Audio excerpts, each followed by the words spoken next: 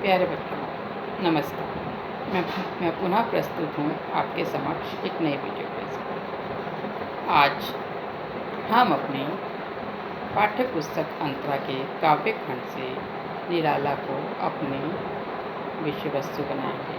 हम निराला के जीवन परिचय, साहित्यिक परिचय के बारे में चर्चा करेंगे और हमारे काव्य खंड में सम्मिलित उनकी 2 कविताएँ सर्वस्मृति और गीत गाने दो मुझे को सम्मिलित करेंगे। पहले मैं किसी और विषय को उठाना चाहती थी, किंतु इस विषय को उठाने के पीछे एक मुख्य उद्देश्य है।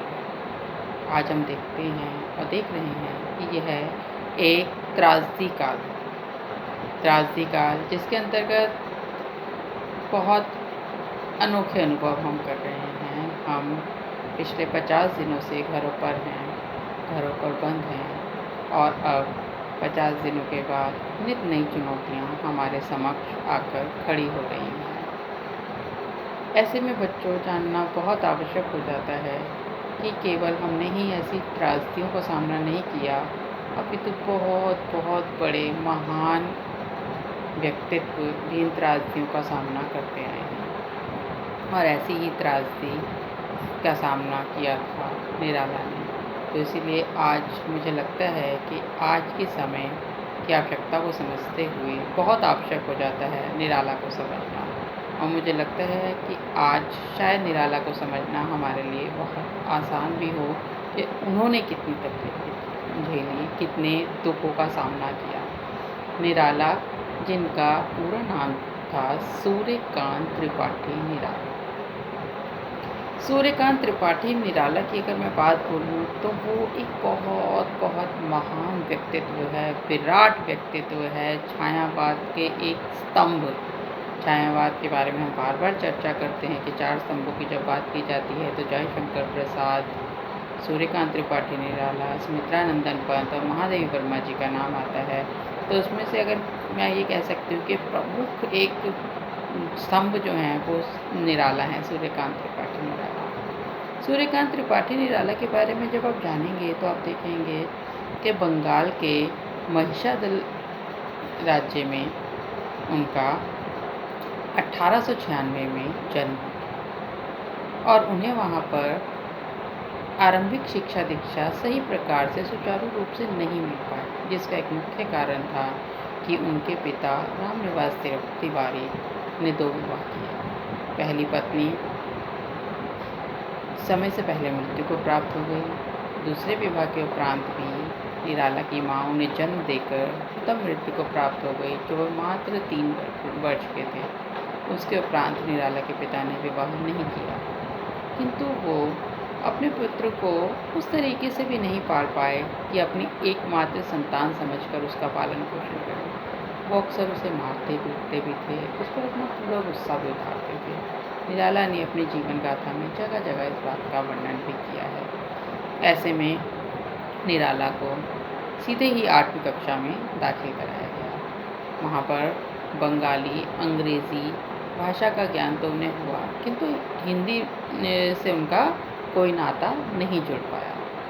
अब अचानक से कक्षा में आरंभ होने पर उनके सामने समस्या बनी कि वो कभी भी इंटर की परीक्षा पास ही नहीं कर पाए और एक समय के बाद लगातार फेल होने के कारण उन्होंने अपनी शिक्षा दीक्षा छोड़ दी। अभी भी समस्याएं वहाँ पर रुकी नहीं थी। मात्र 14 वर्ष की अल्पायु में उनका विवाह हो गया। उनका विवाह जब हुआ तो बहुत हष्ट-पुष्ट थे, मोटे ताजे थे। सास भी इस बात को लेकर बहुत खुश हुई कि उनकी पुत्री को इतना हष्ट-पुष्ट पति मिला।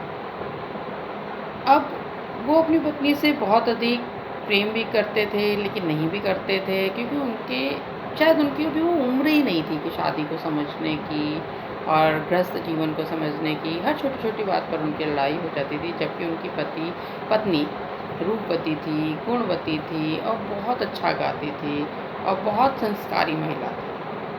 ऐसे में अल्पायु में उनकी पत्नी का नाम मनोहरा देवी था। मनोहरा देवी, जो कि अपने कामकाज में लगी रहने वाली महिला थी और निराला से उनके लड़ने का जानते हो एकमात्र कारण क्या था? निराला का मांसाहारी होना। वो शुद्ध शाकाहारी थी मनोहरा देवी, और जबकि निराला मांसाहारी थे। ऐसे में इनका मांस खाने को लेकर ही अक्सर झगड़ा हुआ करता था, अन्यथा इनमें झगड़े का भी कोई कारण नहीं था।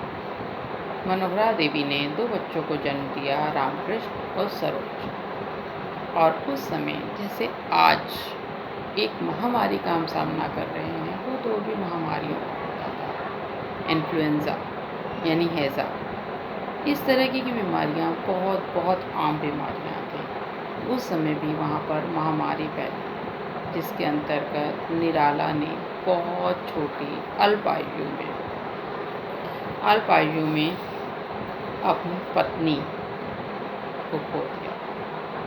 अब वो 2 बच्चों के पिता अवश्य थे, किंतु उनकी पत्नी का देहांत हो चुका था। और केवल उनकी पत्नी को ही नहीं खोया, बल्कि इसके साथ साथ अपने पिता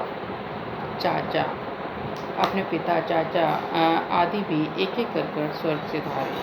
4 भतीजे और अपनी 2 संतानों का भार केवल उन पर आ गया। अब बाकी घर के सभी सदस्य एक करके मृत्यु को प्राप्त हो गए। बहुत आसान नहीं था, बहुत अधिक उम्र भी नहीं थी, और इस आयु में शायद चीज़ें संभालने की हिम्मत भी नहीं हुई।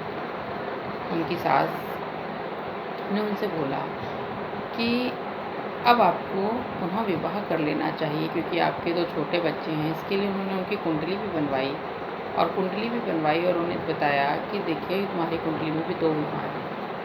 लेकिन निराला भाग्य को बदलने वाले इंसान थे। उस त्रासदी के सामने थमे नहीं, रुके नहीं। उन्होंने उस तकलीफ को ही ज़िंदगी नहीं बना लिया, अभी तो उस कुंडली को फाड़ दिया, और उन्होंने कहा, मेरे भाग्य का निर्धारण कोई कुंडली नहीं कर सकती। मैं कभी पुनः विवाह नहीं करूँगा। उन्होंने कभी पुनः विवाह नहीं किया, और वो इस प्रकार से एक कठिन जीवन, जो उनके बचपन से आरंभ हुआ, जब उनकी माता उन्हें 3 वर्ष की उम्र में छोड़कर चली गई। जब वो 19-20 बरस के ही थे, तो उनकी पत्नी, पिता, चाचा और पूरा परिवार उन्हें छोड़कर चला गया, और अब उन पर 2 बच्चों का बोझ था। और साहित्यिक जीवन में प्रवेश पाना बहुत आसान कार्य नहीं था। क्यों नहीं था? हिंदी भाषा का भी तो उन्हें पूर्णतः ज्ञान नहीं था। ऐसे में हिंदी भाषा सीखना भी अपने आप में बहुत बड़ा, जिसे कह सकते हो कि मुश्किल कार्य था उनके लिए। हिंदी भाषा का ज्ञान अर्जित किया, साहित्य में लगे, प्रयाग चले आए, और इस तरीके से हिंदी में अपने कार्य करते रहे। सफलता असफलता उनके जीवन में सदैव लगी रही, किंतु अधिकतर उन्हें सामना असफलता ही का ही करना पड़ा। एक मोड़ वो भी उनके जीवन में आया, जब उन्हें मतवाला का संपादन करने का मौका मिला। मतवाला अपने आप में उस समय की अनोखी पत्रिका थी, जिसे हम समाचार पत्र पढ़ते हैं। वो उस दौर में बहुत आसान नहीं था। क्यों बच्चों? क्योंकि वो समय ऐसा था जब अपने आप में पत्रकारिता नहीं थी, पत्र नहीं थे, अंग्रेज़ी शासन था। ऐसे में जो मतवाला पत्रिका थी, वो अपने आप में बहुत अनोखी पत्रिका थी। क्यों? क्योंकि मतवाला पत्रिका पहली पत्रिका थी जो हास्य व्यंग पर आधारित। हास्य व्यंग समझते हो? हँसते तानों में बहुत कुछ कह जाना। निराला ने उस पत्रिका के माध्यम से बहुत सारे कवियों, लेखकों के ऊपर हास्यवाद किया। अब आप सोचिए, जब आप किसी की आलोचना करते हैं, आलोचना भी कटु आलोचना, जिसमें आपने कमियां निकालनी है, तो आप अपने लिए बहुत सारे दुश्मन भी पैदा करते हैं। ऐसा ही हुआ निराला के साथ। मतवाला बहुत चली, बहुत लोगों ने पसंद भी किया, और मतवाला के ही आधार ने सूर्यकांत त्रिपाठी ने अपने नाम के साथ एक शब्द जोड़ा, निराला। और सूर्यकांत त्रिपाठी से भी ज़्यादा प्रसिद्धि उन्हें जिस शब्द से मिली, निराला से मिली, और आज भी हम उन्हें निराला से ही बहुत भली भांति जानते हैं। लेकिन निराला के संपादन के उपरांत बहुत सारे दुश्मन मिल गए। एक समय ऐसा आया जब निराला को उन्हें छोड़ना भी, जब मतवाला को उन्हें छोड़ना भी पड़ा, और उन्होंने छोड़ भी दिया। लेकिन उसके बावजूद भी उनका कठिन समय समाप्त नहीं हुआ।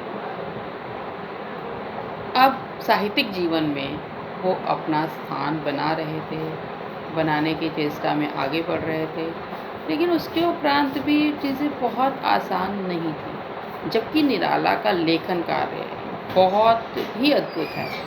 आज भी जब उस पर शोध किए जाते हैं तो हैरान हो जाते हैं सब इस बात पे कि उस समय में निराला ने किया जो आने वाली कितने ही दशकों तक किया जाता रहा।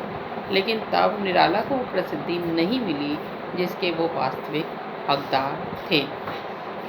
इस प्रकार से जीवन में साहित्यिक रूप में बहुत सारे उतार चढ़ाव उन्होंने देखे, लेकिन उसके उपरांत एक दौर बच्चों वो आया जब 1935 में अपनी एकमात्र पुत्री सरोज को भी उन्हें खोना पड़ा, और सरोज ने भी बीमारी के चलते 19वें वर्ष में कदम ही रखा था कि वो मृत्यु को प्राप्त हो गई। बहुत दुखद था निराला के लिए, असहनीय था, और ऐसे में निराला ने अपनी बेटी को याद करते हुए अपनी बेटी की स्मृति में जो वर्णन किया उसे उन्होंने सरोज स्मृति का नाम दिया। अगर आप चाहें तो हम इसका वर्णन अगली वीडियो में भी कर सकते हैं, तो मैं इस वीडियो को यहीं विराम देकर आपको सरोज स्मृति पुनः अगली वीडियो से आरंभ करूँगी।